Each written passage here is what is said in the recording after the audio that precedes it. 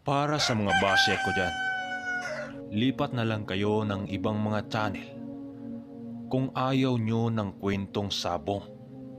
May mga aswang naman dyan o kwentong kababalagan. Yun lang. At bago natin simula ng kwento na ito, i-like nyo tong video. At sana walang mag-skip ng ads. Yun lang. Salamat. Simula na natin. Habang kinukuha nila ang kanilang manok na hawak ng sintinsyador, halos naman pagkumpulan ang dalawa ng mga sabungirong nakapanood sa laban. Mas lalo pang pinagkumpulan ang dalawa nang inudyukan siya ni Tandang Duming ng, Nule, paano ba yan? Walang galos itong manok mo. Papayag ka bang muli natin tong ilalaban?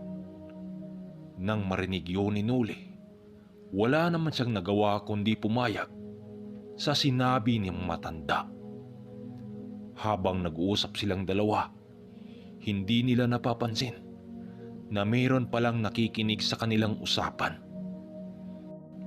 Nang mapansin ni Tandang Duming na may nakikinig sa kanilang dalawa, nagwiwika ito ng, Mamaya na iyo. Mukhang may mga tingang nakikinig sa atin. Nang sinabi yun ni Tandang Duming, napansin nila ang isang lalaki na biglang lumayo sa kanila. Yun yung lalaking may suot-suot ng medalyon at nakikinig pala sa kanila. Maya-maya pa, merong lumapit sa kanilang dalawa ng grupo ng mga lalaki. Nasa 4 ang bilang ng mga ito at ang 3 dito nasa mga edad 40 anyos at ang isa naman may katandaan na. Nasa 50 anyos. Lumapit sa kanila ang isa ditong may dalang isang manok. Umupo yon sa kanilang harapan. Sabay wika ng, Dok, lapag mo nga yung manok mo. Baka kasiglaki lang yan dito sa akin. Wika ng isang lalaki. Sinuli naman, napatingin siya kay Tandang Duming. At nung tumango yun, umupo naman siya habang hinaharap ang 4 na kalalakihan. Magkasing laki lang tong mga manok natin. Ba't hindi natin to paglalabanin? Maliitan lang. Total may panalo naman na kayo. Sumabat pa sa kanila ang isang lalaki na nakasuot ng sombrero ng, Di, umayag talaga yan. Malakas yung mga manok nila eh. Wika nitong kampante sa kanila ni Tandang Duming. Akala kasi ng mga lalaking yon, ordinaryo ang inalok nila ng sabong. Nang pumayag naman si Tandang Duming, hindi kalaunan, umalis na muna ang mga lalaki para kabitan ng tari ang mga manok nito. Sila naman, minabuti nilang walang manood sa kanila habang magkakabit sila ng tari. Kaya tumungo pa sila sa kanilang pinagtaguan kanina habang kinakabitan ni Tandang Duming ang manok.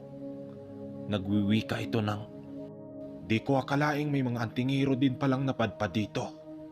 Huwag kang pakampante iyo. Dahil nararamdaman ko ang kakayahan ng matanda nilang kasama.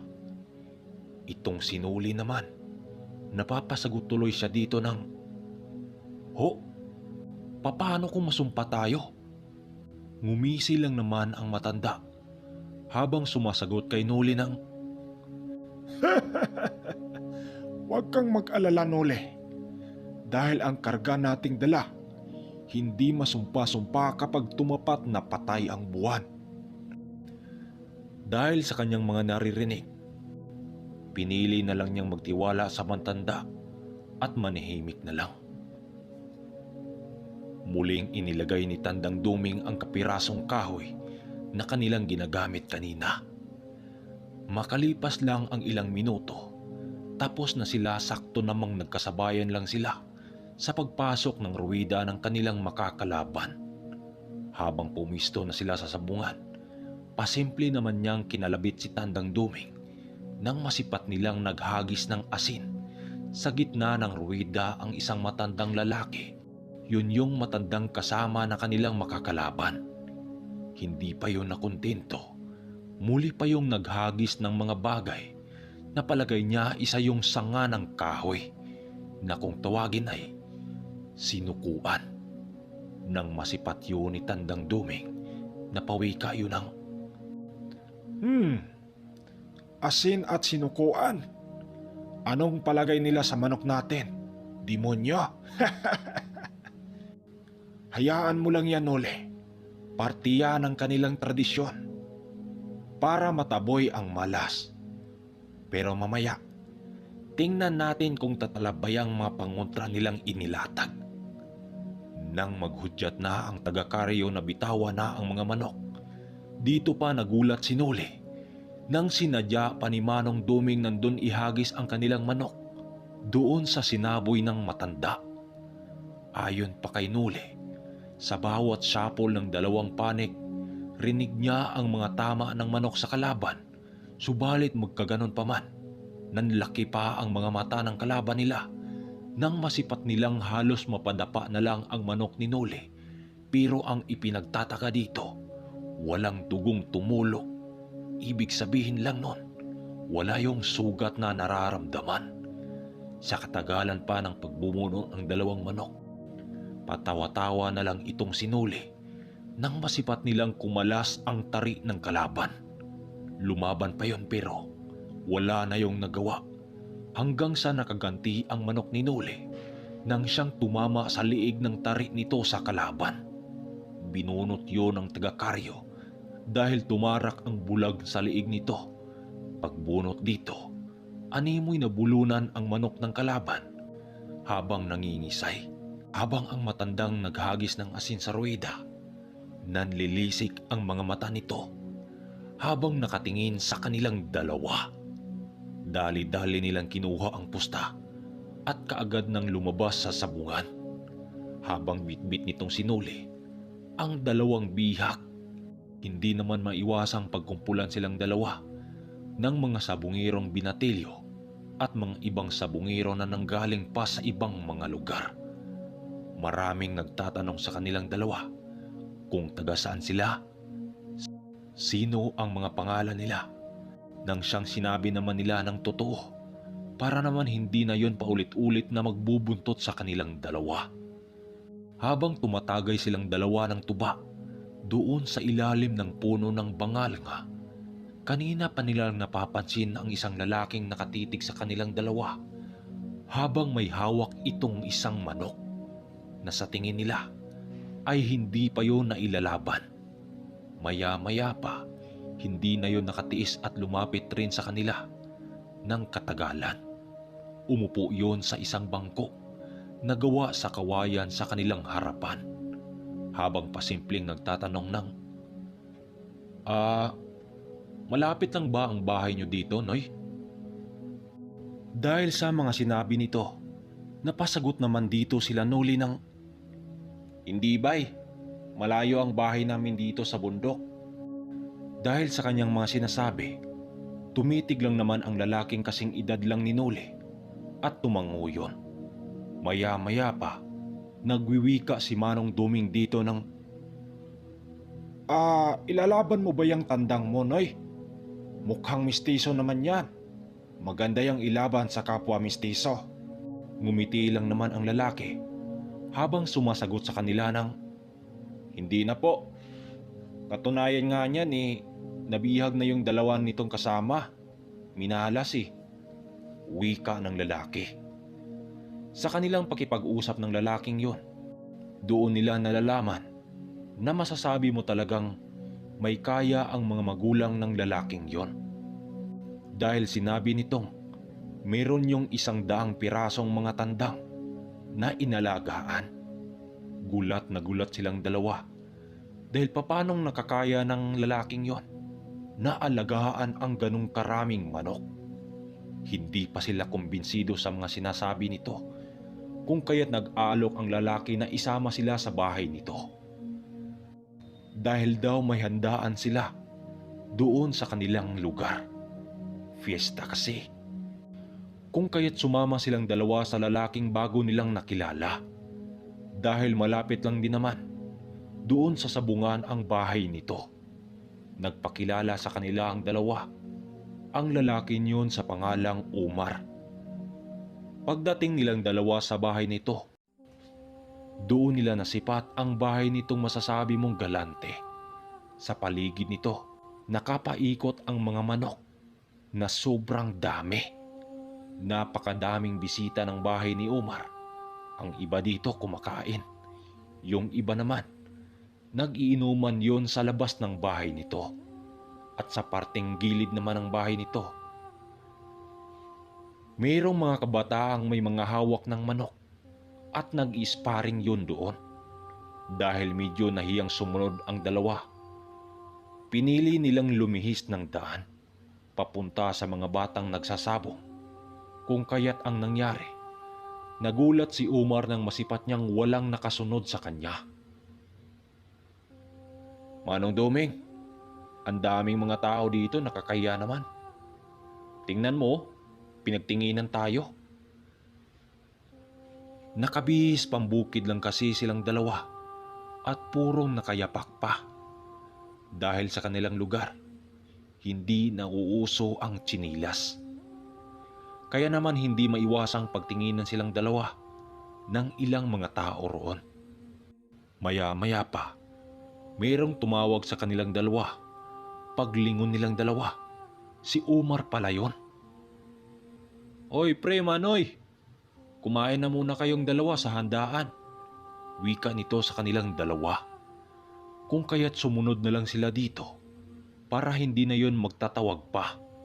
Dinala sila ni Umar sa isang kubong may mga bangkong nakapaikot at wala yung dingding.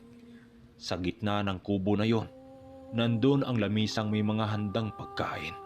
Nakabukod yun sa ibang mga bisita ni Umar para naman hindi mahiya itong dalawa na kumain doon. Pinili ni Umar na damayan sa pagkain ang dalawa para naman hindi yun mahiya. Habang kumakain silang tatlo, doon nila nalamang dalawa na isa palang retire na doktor ang ama ni Umar doon sa lugar ng Cebu. Bali doktor na isang mananabong din. Habang kumakain silang tatlo doon sa kubong dinalhan ni Umar sa kanila, bigla silang natigilan nang mayroong magwika sa kanilang likuran ng boses na isang lalaki. "Umar, dito ka lang pala eh. Hanap kami ng hanap sa'yo doon sa sabungan. Yun pala, umuwi ka nang hindi nagpapaalam." "Teka, kamag-anak mo ba yan?" Wika ng isang lalaki. Sa pagkakaalam niya ay kaibigan yun ni Umar. "Hindi pre, bagong kaibigan ko sila. Kapwa natin mananabong din." Sagot naman dito ni Umar. Habang silang dalawa ni Tandang Duming, pinili na lang nilang binati ang kaibigan nitong si Umar. "Kain ho tayo, Noy. Inimbita kasi kami nitong si Umar dahil may handaan daw dito. Hindi na rin kami nakakatanggi." Paliwanag naman dito ni Manong Duming. Habang itong sinuli naman, halos mahihiya pa itong kumakain. Pagkatapos nilang kumain, inaya pa silang uminom ng alak nang siyang tinatanggihan naman nilang dalawa. Mag-aalas 3 na kasi ng hapon at maglalakbay pa sila patungo sa kabundukan.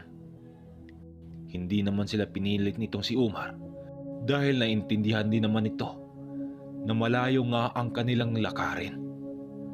Kaya't pinili na lang nilang mag-usap, kasama na dito ang kaibigan ni Umar. Habang nag-uusap sila sa bago nilang kaibigan, napawika naman dito ang kaibigan ni Umar ng, "Manong, ano ho yung nasa loob ng sako nyo? Medyo may dugo kasi." Wika ng lalaki. Sasagot pa sana si Manong Duming, subalit biglang sinagot ito ni Umar ng, "Nako, Soy, di mo ba alam na bihag nila yan sa sabong? At alam mo ba kung kaninong manok ang itinari niyan? Yung nakatali na manok sa labas." Sabay turo ni Umar sa manok nila Tandang Duming na nakatali sa labas ng kubo. Sila Manong Duming naman, nakangiti lang itong nakatingin sa kanila. Dahil sa ibinulyas nitong si Omar, halos naman hindi makapaniwala ang kaibigan nitong si Busoy na yun ang manok nilang ginamit doon sa sabong. Mar, baka naman pinagluloko mo lang ako eh. Wika ng kaibigan ni Omar. Para maniwala ang kaibigan ni Omar, sila Nuli at Manong Duming na ang naglahad dito para naman hindi na yun magtatanong pa. Napawika naman ito ng, "Kung ganun Manong, napakabinis nyo naman sa araw na ito. Di ko akalaing Bisaya na manok, nagpapanalo sa laban." Wika nito. Maya-maya pa, bigla namang naiba ang kanilang usapan nang magtanong si Manong Duming tungkol sa magulang ni Omar. Sinabi naman ito na yun nga, ang kanyang ama ay isang retired na doktor at isang sabungero. Ayon dito, maliit pa siya ay naaliw na rin siya sa mga manok ng kanyang ama. Nagaya din siya sa kanyang tatay na isa ding sabungero. Pero nung maglahad ito patungkol sa ina nito, sinabi nito na ang kanyang ina ay nakaratay na lang ito dahil sa isang sakit na hindi nila matukoy-tukoy. Maraming manggagamot na rin ang kanilang nilapitan para magamot ang sakit ng kanyang ina. Magamat doktor ang kanyang ama, hindi pa rin nalaman kung ano ang sakit ng taglay ng kanyang ina. Marami na ring albularyo at mga manggagamot ang kanilang nilapitan pero ni isa walang naglakas ng loob para gamutin ang kanyang ina. Ang mga dahilan ng mga ito, ayaw lang nilang madamay sa salang nagawa ng kanyang ina sa isang pamilya ng mga maharlikang engkanto. Nang marinig yun nilang dalawa, tumindig ang mga balahibo nila dahil sa gulat na inilahad ni Omar.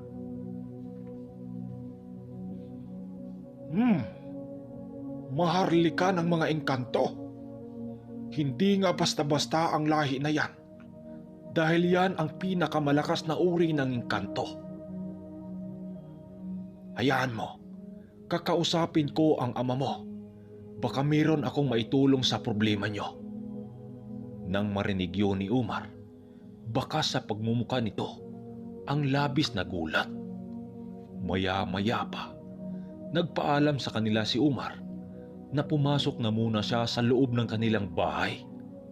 Maya-maya pa, nasipat nila itong si Omar na lumabas ng kanilang bahay na may kasama-kasamang isang lalaki, may katandaan na. Paglapit nito sa kanilang dalawa, nagwiwika ito ng, "Ito ho Manong, papa ko. Pa, mga kaibigan ko po." Wika naman ni Omar sa kanyang ama. Magandang hapon sa iyo, Ginoo. Kayo pala ang ama ni Omar. Oo nga, magandang hapon naman sa inyo, Manoy. Omar, pinakain mo na ba sila? Wika ng kanyang ama.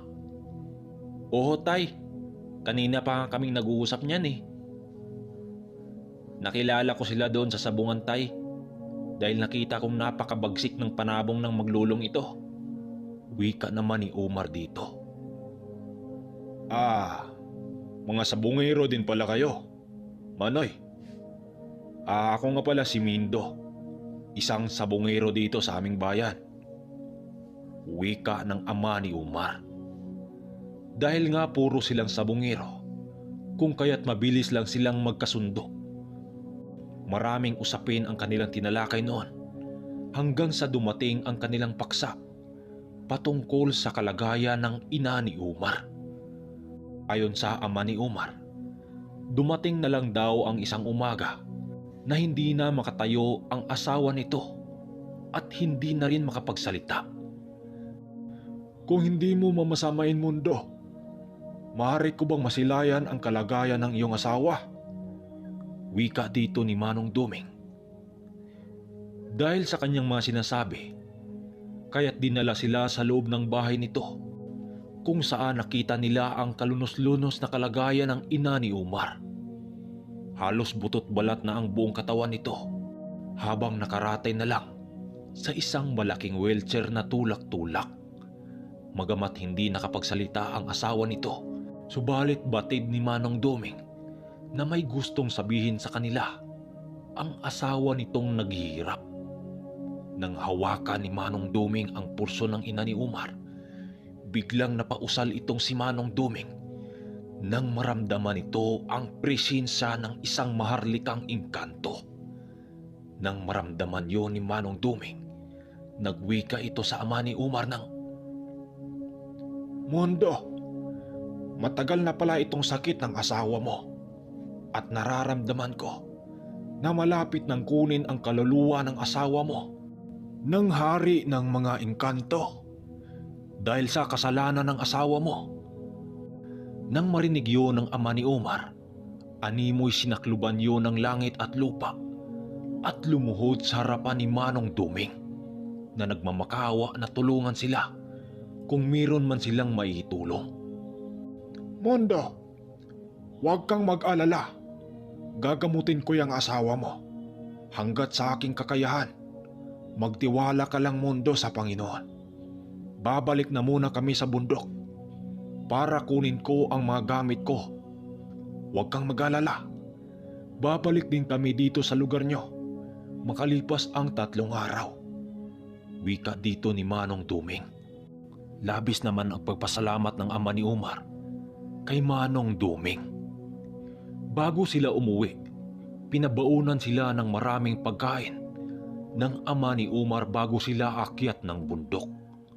Makalipas lang ang ilang oras, kasagsaga na silang umakyat ng bundok habang binagtas nila ang daan papuntang bundok. Napatanong naman itong sinuli kay Manong Duming ng, Manong, di ko alam na isa pala kayong manggagamot. Kung di tayo napadpad sa lugar na yun, wala talaga akong alam na isa pala kayong manggagamot. Wika naman ni Nuli kay Manong Duming. Bago sila tuluyang mapadpad sa kubo ni Nuli, napagdesisyonan nitong si Nuli na dumaan na muna sa bahay ng kanyang mga magulang para maibigay ang ilang dala nilang pagkain. Pagdating nila sa bakuran ng mga magulang ni Nuli, napangiti naman siya ng bahagya nang marinig niya ang kanyang mga kapatid na nag-ingay na kumakain. Saktong naghapunan kasi ang kanyang mga magulang nang nakarating sila sa bahay ng mga ito. Nagwika dito si Manong Duming ng, Dito na pala nakatira ang mga magulang mo. wika naman ni Manong Duming. Paglapit nila sa entradang pinto ng bahay ng kanyang mga magulang, kinatok niya ito habang nagwiwika ng, Tay! Nay! Sinuli ito! Anak nyo! Nang marinig yun ng kanyang mga magulang sa loob, kaagad naman silang pinagbuksan ng pinto at dali-daling sinalubong itong sinuli ng kanyang mga kapatid at kanyang ina. Oh, Nuli! Ikaw pala! Mabutit nakadalaw ka dito, Nuli. Matagal ka na rin naming hindi nakikita simula nang umalis ka sa pamamahay na ito. Wika ng kanyang inang umiiyak. Maging ang kanyang ama, napapayakap din sa kanya. Kahit nung una galit na galit ito sa kanya. Habang nagyayakapan silang magpamilya, si Manong Duming naman, ngumingiti lang yon habang nagwiwika ng, Pwede bang makasali dyan? Nang marinig yun ng pamilya ni Nuli, biglang naantala ang palabas nang marinig nila ang boses ni Manong Duming. Nuli, di mo sinabi sa amin na may kasama ka pala. Wika ng kanyang ama. Kaya naman pinapapasok sila ng mga magulang ni Nuli, kasama na dito si Manong Duming. Pagpasok nila sa loob, nang tinamaan ng gasira ang pagmumukha ni Manong Duming, napawika ang kanyang ama dito ng, Ermitanyong Duming? Ikaw ba yan? Wika ng kanyang ama at lumapit para yumakap dito. Ang bilis lang ng panahon, Luisito. Ang liit mo pa nung una. nang iniligtas kita sa pamilya ng mga aswang. Ngayon, kasakasama ko na tong anak mo. Wika naman dito ni Manong Duming. Di ko akalaing sa tagal ng panahon, Ermitanyong Duming, buhay ka pa pala. Paano nagkatagpo kayo nitong anak ko sa bundok? Ang alam ko, umalis ka sa bundok na yon, di ba? Wika naman ng ama ni Noli. Nakita ko sa lumang kubo ng ama mong si Apolonio ang batang ito. Teka, ba't pinili ng batang itong manirahan sa bundok na mag-isa? Sagot naman dito ni Manong Duming. Dahil sa usapan ng dalawa, doon niya nalaman na isa palang ermitanyo ang nooy akala niyang ordinaryong matanda na si Tandang Duming. Anak, isang ermitanyo itong si Tandang Duming. Sa mga hindi nakakaalam sa mga ermitanyo, ito yung mga taong nagtatangan ng malalakas na aral sa kanan, maging sa kaliwa.